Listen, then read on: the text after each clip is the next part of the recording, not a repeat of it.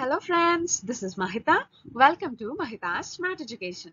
Today, in this video, we are going to learn all about Indian rivers with smart tricks to remember them easily. Okay, without wasting our time, let me move on to our video, Indian rivers. Indian rivers are classified into two types, Himalayan rivers and peninsular rivers. Peninsular rivers are again classified into east flowing and west flowing rivers. Okay, uh, this is our India map, right? So, if we divide India into two parts, the upper part consists of Himalayas. These are Himalayan mountains, right? So, the rivers which are originated in Himalayas and flows in India are termed as Himalayan rivers. And the rivers which are present in this peninsular plateaus. Peninsula means the land which is consists of three sides of water. You can see this triangular part is composed, or it is having three sides with water. So this is peninsular in nature. So the rivers which are present in this peninsular plateaus are termed as peninsular rivers, and the rivers which are originated in Himalayas are termed as Himalayan rivers. Okay, now let us see the difference between Himalayan rivers and peninsular rivers. Himalayan rivers are perennial in nature. What is perennial? Perennial means water flows throughout the year, which means throughout the year there is water present in these Himalayan rivers because they are flowing from the glaciers. Glaciers means iced rivers or frozen rivers are termed as glaciers. The main source of Himalayan rivers is glaciers, and these are having long course. These are very long in nature and mainly of dendritic patterns. Dendritic pattern means with like this pattern. They are like dendritic pattern and comparatively younger in origin. Why these are younger in origin? Because Himalayas are the younger mountains. So absolutely these rivers are younger in origin. Peninsula. Peninsular rivers are non-perennial. That means water doesn't flow throughout the year, and the sources are mainly lakes and have shallower and shorter course. These are shorter course comparing to Himalayan rivers, and these are combination of dendritic, trellis, and rectangular patterns and show graded profile. And Himalayan rivers are three rivers: Indus River, Ganga, and Brahmaputra River. Okay, now let us discuss about all these rivers in detail. Firstly, Indus River. Indus River is originated in Tibet. You can see this is the originating place of Indus River. You can see here this is the course of action of Indus River. See, Indus River is originated in Tibet near Manas Sarovar Lake and south of Mount Kailash in China. Okay, in Tibet, right? In Tibet, and then this course moves towards Ladakh. It enters India. Indus River enters India near Ladakh. Near Ladakh, it enters in India. And then at Gilgit-Baltistan region, it takes sharp U-turn and enters into the Pakistani plains. You can see here, this is all Pakistan. Sorry for that. Uh, and near Karachi, this is Karachi, where this river empties into Arabian Sea, and this is the course of action of Indus River. Okay, in Tibet it is originated in Tibet, then in India it enters near Ladakh, and then at Gilgit-Baltistan it takes sharp U-turn and enters into Pakistani plains, and near Karachi it empties into Arabian Sea, and this is the course of action for Indus River. And Indus River is the national river of Pakistan. Okay. Now we are going to discuss about the tributaries of Indus River. There are mainly 5 tributaries for Indus River, and they are Satluj, Beas, Ravi, Chenab, Jhelum, and these are the 5 rivers. And these 5 rivers combine to form Panjnad. And these Panjnad, you can see this is the Panjnad. Sorry. And these Panjnad joins the Indus River at Mithankot in Pakistan. Okay, and these five rivers are very, very important. And yeah, now let us remember some important points regarding these tributary rivers. Okay, Satluj River is also originated in Tibet, and it passes parallel to India for 400 kilometers. Parallel to India for 400 kilometers. And the important river is, the important dam is Bakranangal Dam, which is present in Satluj River. Okay, now Bias. Bias flows through Kulu and Manali, and it is entirely within the India. You can see this is Bias, no? And this is entirely within India. And Ravi, which flows as a Indo-Pak border for certain distance. You can see this is the course of action for Ravi, and this is the border between India and Pakistan. And Chenab. Chenab is the largest tributary of Indus River. You can see this is Chenab, and this is the largest tributary of Indus River. And yes, Jhelum River flows through Srinagar and Wular Lake. Wular Lake also we have to remember. And this is all about the major tributaries of Indus River. Okay, now we are going to discuss about some important points to remember about Indus River. Indus River is originated at Manasarovar Lake, and the length of this river is 3,180 kilometers, and the river passes through the Union territories of Jammu and Kashmir and Ladakh in India. And this river is the national river of Pakistan, and the tributaries like Satluj, Bias, Ravi, Jhelum, Shyok, Jaskar, etc. And Satluj is the longest tributary of river Indus, whereas Chenab is the largest tributary of river Indus. Okay, this is all about Indus River, and now let us move on to the river Ganga, the most devotional river and the national river of India. Now we are going to see the course of action of river Ganga, and as you see, the sea is the originating place of river Ganga, which is originated at Gomukh in Uttarakhand in Gangotri Glacier. It is originated in Gomukh, Gangotri Glacier. It is easy to remember, no? GG. Gomukh in Gangotri Glacier.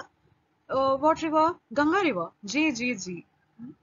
Gomukh is in Uttarakhand, and then it passes through Uttarkasi in Uttarakhand, and then here the Ganga is known as Bhagirathi.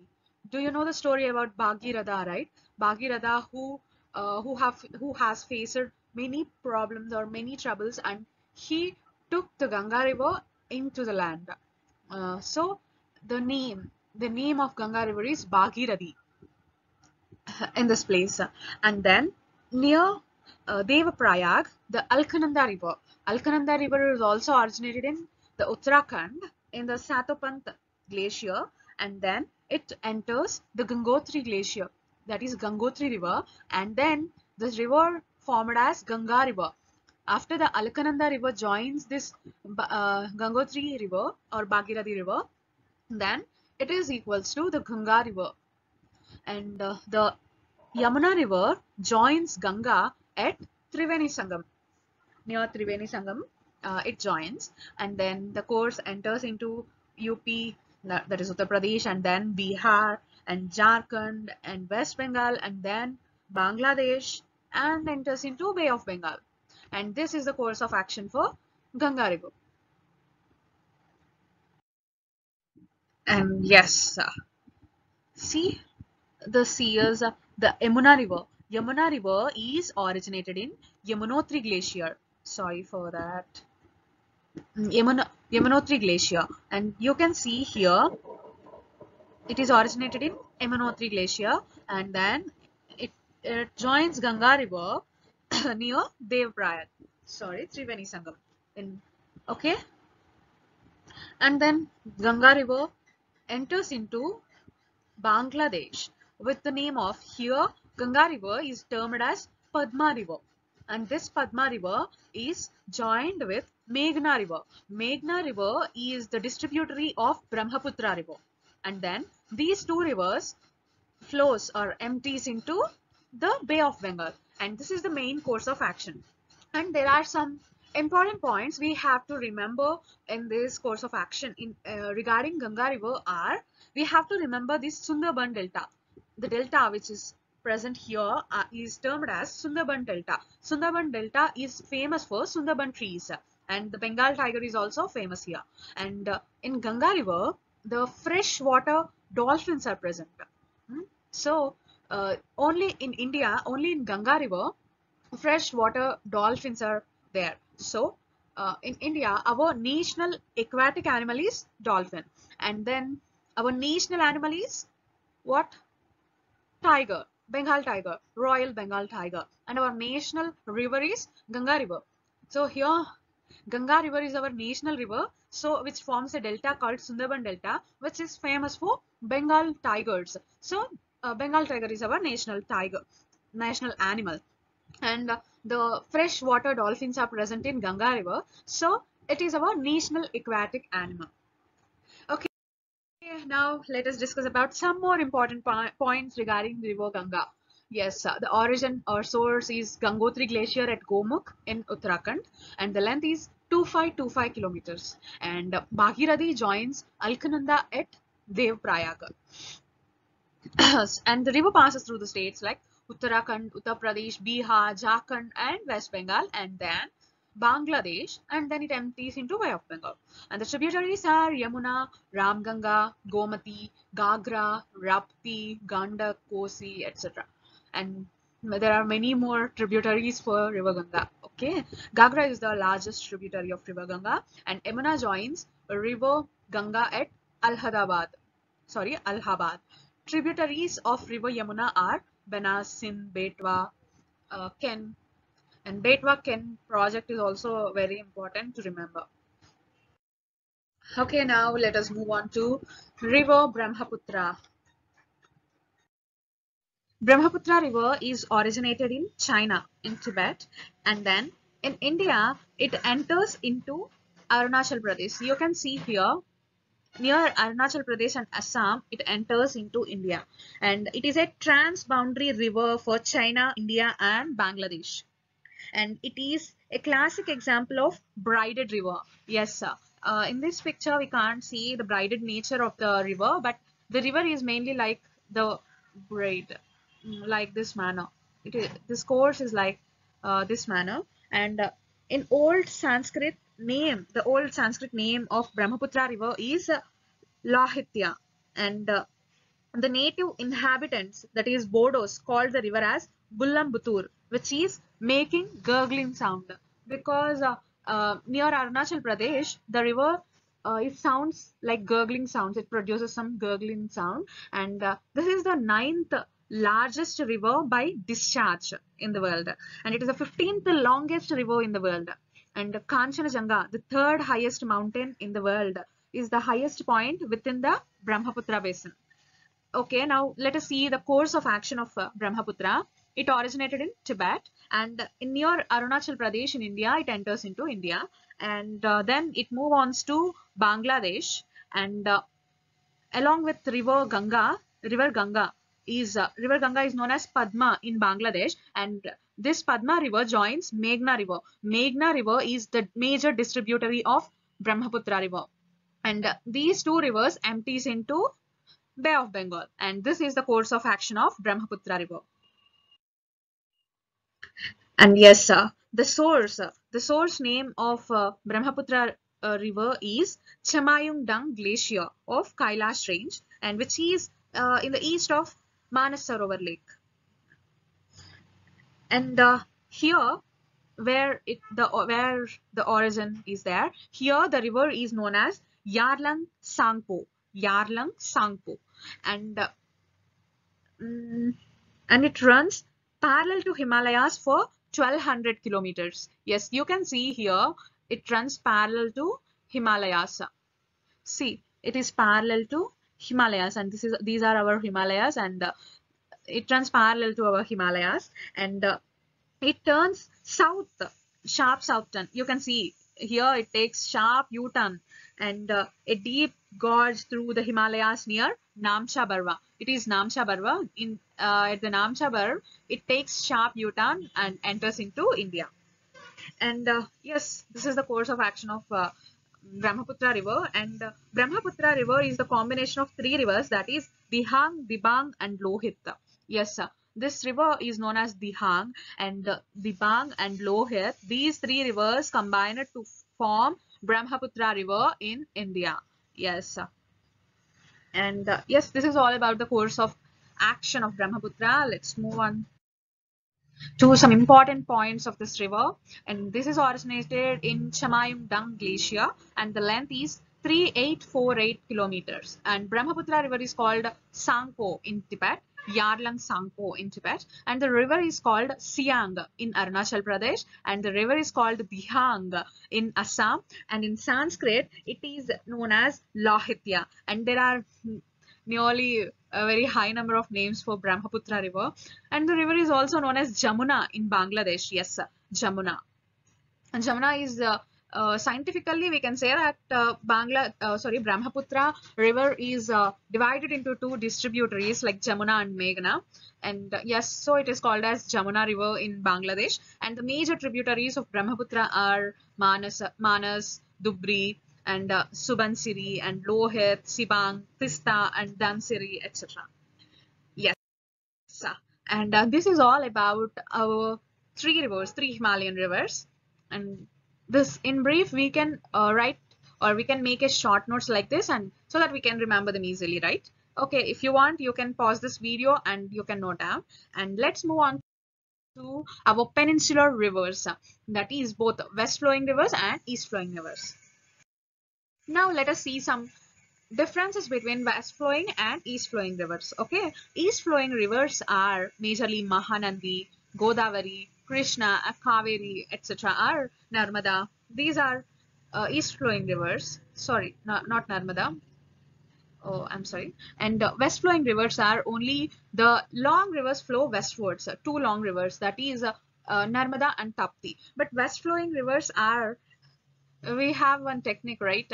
Samantha, Sabarmati, Mahi, Narmada and Tapti. These four rivers flows west side. Remember, Samantha?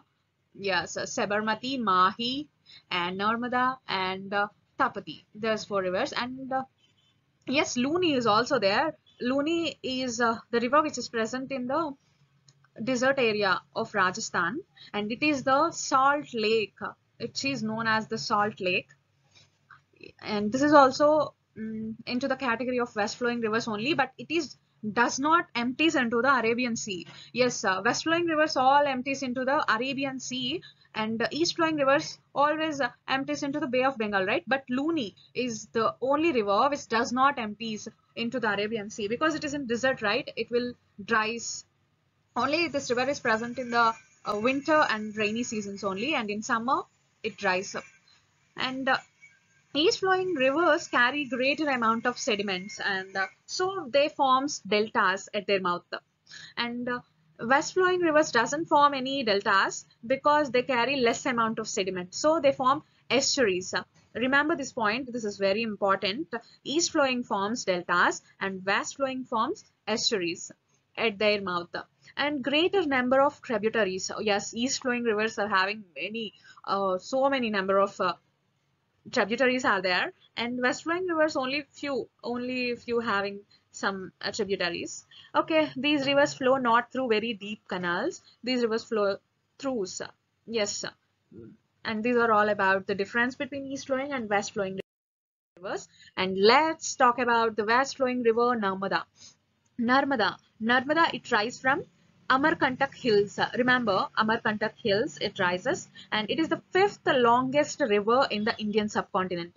In India, it is the fifth longest subcontinent. Okay, why does India called as subcontinent? If you know the answer, comment me below. Okay, and it is also known as lifeline of Madhya Pradesh. Yes, this is the lifeline of Madhya Pradesh, and Narmada is older than the Ganges.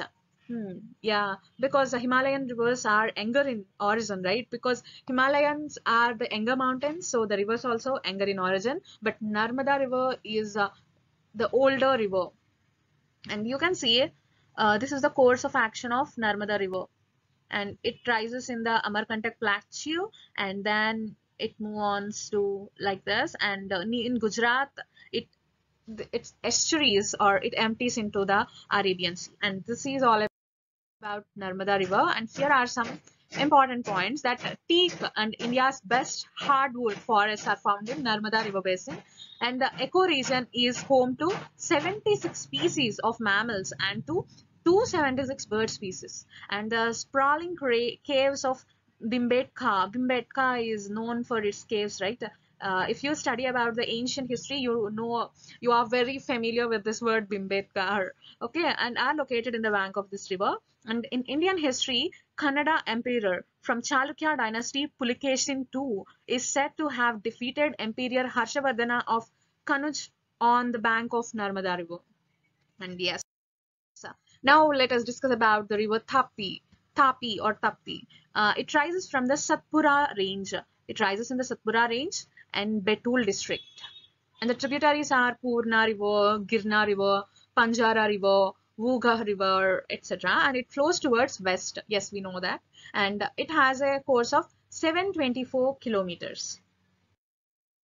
And now we are moving to the east flowing rivers, that is Godavari, which is also known as Dakshin Ganga, South Ganga. It is termed as Dakshin means south. Okay, and yes, it starts from Maharashtra. In Maharashtra, it flows for 1.456 kilometers into the Bay of Bengal, and via the states of Telangana and Andhra Pradesh. In Maharashtra, Telangana, and Andhra Pradesh. This is the course of action, course of flow of Godavari, and the major tributaries of Godavari are Pravara, Indravati, Manjira River, and the Bindusara River, and Sabri River, etc. Now let us discuss about the river Krishna.